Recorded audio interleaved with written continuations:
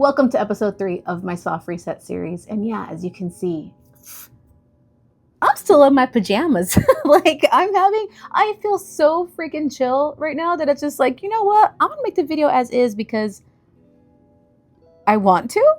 This is really funny. I've never felt so calm in my whole life. And I think that's just what spawned this video. In the last episode, I talked about wanting to do a video about planning an okay day, but this month has been such a game changer in how I see myself, the world, everything, that this is now the topic. And it's about EMDR therapy, and it's about finally getting that rush of peace and calm. And my body pain has even subsided. This month, I spent a week in Ojai, a week in Costa Rica, and then I spent almost a week camping. I think the combination of that plus my therapy has led me to this state of mind, and I hope it never goes away. But I really want to talk about EMDR therapy because I know a lot of people don't know what it is, and I'm going to lightly touch on it because even I'm still experiencing it as a first timer. So EMDR is a structured therapy that helps the brain reprocess traumatic memories so they're not so distressing when they do pop up. So it uses bilateral stimulation to engage both sides of your brain while you're recalling those distressing memories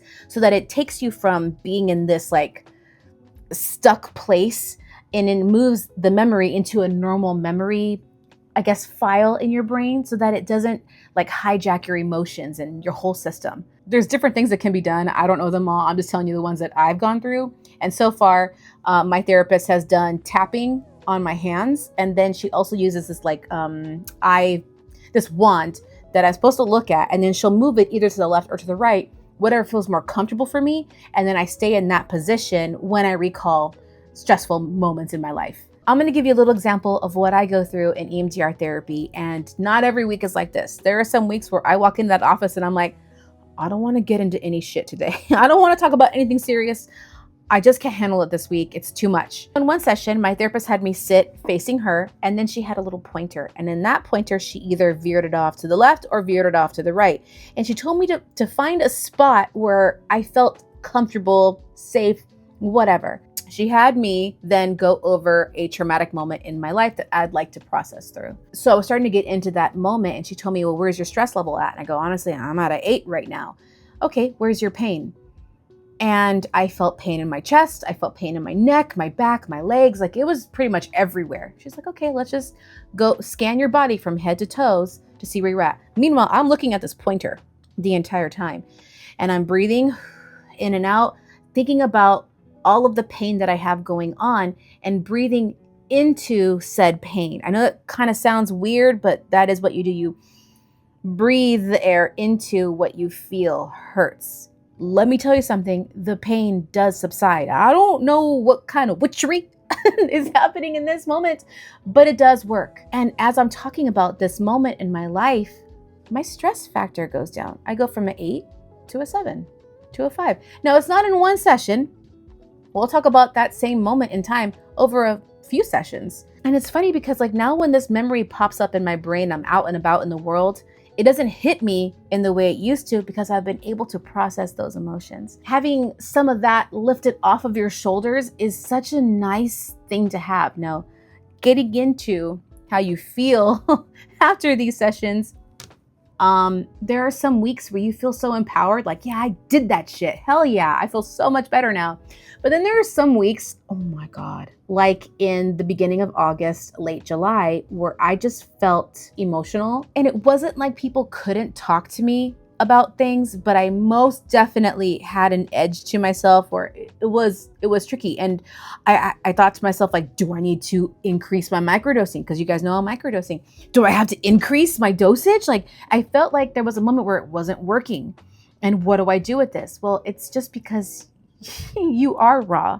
And talking about moments that you don't normally talk about with your friends and family, with basically anyone, you're talking to a stranger, theoretically, it does leave you a little raw. I kind of hate giving the example of the gym, but it's the only thing I think of right now in the moment. It's like when you go and you do a massive workout at the gym, but then during the week you have the muscle soreness and you feel a little raw. It's the same way with your brain. when you start working through your traumatic moments. And with therapy, they don't just have you work on shit and then send you off into the world. They give you tools and homework essentially to work on so that you're able to get through these raw emotions in the real world. So for me, it was creating a safe space. Now, let me tell you something about safe space. Okay? I could not find one. It took me so long. Like I did a fluffy cloud in the sky, and I could tell you that it's like a pink sky, purple cloud, smells like lavender. That only lasted like about a week. If I picked a spot near a rippling river, and then I picked Disneyland was my safe spot for the longest time. And I would picture there used to be this spot on Tom Sawyer Island that overlooked New Orleans Square. And it was like this little bench. They had a little like checkerboard. It was really cute, but that whole space is gone. I used to think about that spot. Oh, Disneyland's my safe space. And honestly, that didn't last. And it was really hard for me to kind of go into something like, oh, I don't have a safe space. And I went to my therapist kind of frustrated. Like, I don't have a safe space.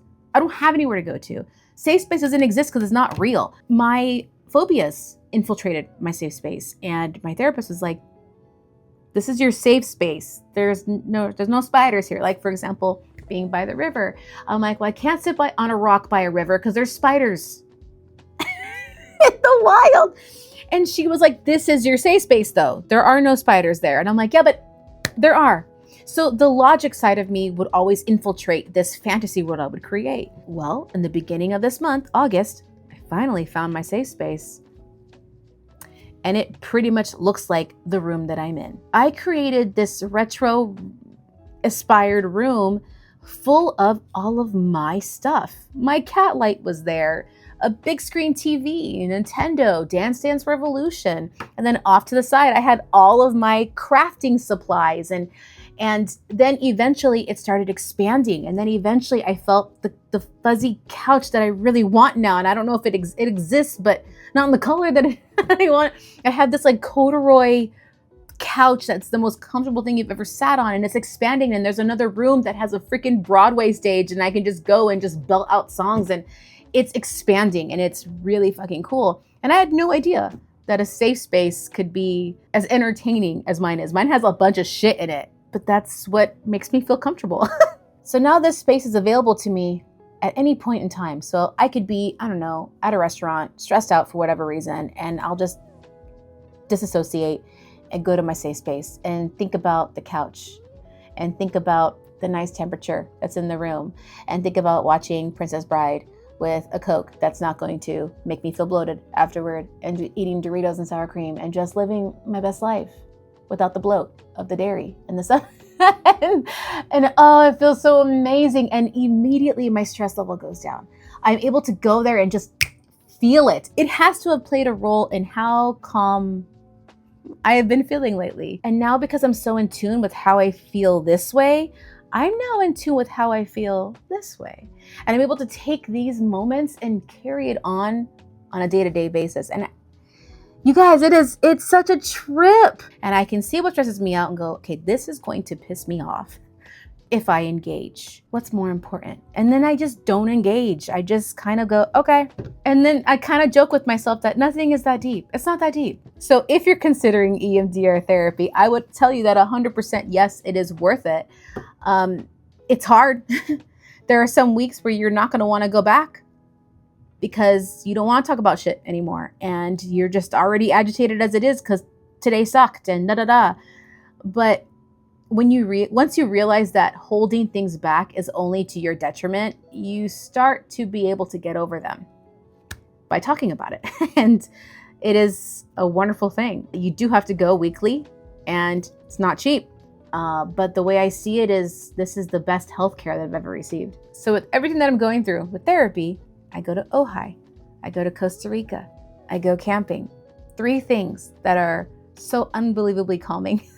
But it was Costa Rica that hit the switch off on everything. My anxiety plummeted. I don't know what it is. Now I know when I'm starting to feel a little anxious about something. Nope, I'll back away. You guys, what is happening? Here is my data so far for August. I haven't filled out the last couple of days. I need to. But here's the anxiety. Okay, so you have a few, and then eventually it just drops off, and then nothing. One more time. Nothing. A little bit. Now it's more of like a situational thing versus an all day thing. And it's, what's going on? I also want to talk about microdosing and how I did it. And then when I went to Costa Rica, I completely forgot to take it. But I also had such a great time there. I continued to not take it. There was only one day, which was the 22nd, where I felt like maybe I should just take one just in case, but I felt no difference. So I'm like, okay, then maybe I don't need it right now or anymore. Who knows? Microdosing perhaps did its job because again, it helps your brain build up the neuroplasticity, which helps you like process your emotions and helps you get through things better. So maybe it did its job. There's just, it's like all these little factors that happen with my life that now it just feels like I hit an emotional reset. The soft reset? What? Like it just feels different. And I just don't have this obsession with looking a specific way or acting a specific way. It's just, I'm being me. And it without sounding like a typical meme you'd see on Instagram, live for yourself. That's literally what I'm doing. And it's not like I don't care how I look because I still absolutely do. I'm sure when I edit this video, I'm gonna be like, wow, I really chose not to put on any makeup or do my hair or even wear like a good top or anything, huh? No lighting at all, huh? Like, nope, editing me here. I'm super cute. I don't know. I'm not really looking in my LCD screen to see if the lighting is good or if I have bags under my eyes or if my acne shows. Like, it's not that deep. Look, I was cute, hot, and pretty when I went to a Daft Punk tribute show 2 days ago, all right? I did my duty. I'm tired. I don't know. Costa Rica changed me, you guys. I started drinking coffee. I stopped drinking coffee because I know it's a stimulant and I thought that was making my anxiety worse. And it kind of was because I felt myself getting all after coffee. But going to Costa Rica, I drank coffee out there because I just felt good. And I haven't had that issue. I don't know if it's like the magnetic pull of the equator. I don't know what it is. But going there really fucking changed me. I do want to say that my muscle pain is gone. It's gone. But now I'm noticing my nerve pain, which is because I have a terrible skeletal structure. My hips are all like bent out of shape and I have scoliosis a little bit. So I now have to see a chiropractor, but I wouldn't have been able to notice that before I started doing this type of therapy. What I'm about to say is going to sound so dumb. To anyone who's probably just like outside of this conversation, okay? But when I tell you that my entire life I felt a little alien, I felt like I never really belonged in any spot, any place. I felt like I was born and not given a manual on how to human. When I was in Costa Rica, I was on a boat, a catamaran, taking a little tour, and being out in the water, looking up into the sky, and then out, all around me. I said, this is just like soaring. Because I don't know how to describe this moment without sounding like an idiot or like a fucking Disney adult. Like, oh my God, it's just like Disney, And people do that. They go to Italy and go, oh my God, it's just like Walt Disney World. Like, shut up. What? It felt like I was in one of those spherical theaters where it's like 360 views, but it was real and no shit. Like I guess I needed it because it was that reality check that made me check in, made me clock in. Nothing has made me feel like it's not that deep ever. And now I'm like, all right, cool. And then camping at the beach, I think just solidified everything. It's how I've been able to even make a video sans makeup, sans hair products. Makeup was so pointless when camping that I'm now realizing, oh, okay. So seeing my natural face, I was okay with it. And with that, I was able to get a little more comfortable with my bare face out in public. Like when I tell you, I am not that type of person to feel free to go out and about not looking put together. And camping helped that version of me chill out a little bit, Yeah, that's where I'm at right now. I just feel really good. A lot of my close personal friends are like, you have changed. And I was telling my therapist that it feels like my brain turned off the crazy switch. And she goes, What you're describing is growth. Oh, is that what that is? So yeah, it's cool, man. I'm growing. I have growth. I'm seeing it. I feel it. And I'm living my life for me. I'm living my life to what I know feels good. And God, and there's nothing I could say because everything sounds so cliche and everything sounds like a fucking meme. But when you live life to the point where you're doing things because you feel good doing them, and you're not doing it to be showy, you're not doing it to please other people, you're not doing it to look certain ways. When you just do it because you're like, I really like this, I don't care how I look, it feels right. So thank you for watching this video. If you're enjoying the series so far, please let me know in the comments, like and subscribe. It would help me out as a content creator. And a video is coming about how I turned my SUV into a little camping setup. I'm so obsessed with, oh my God, I'm so obsessed with camping right now. I want to buy a camper van. I want to do it. All right, I'll see you guys soon. Bye.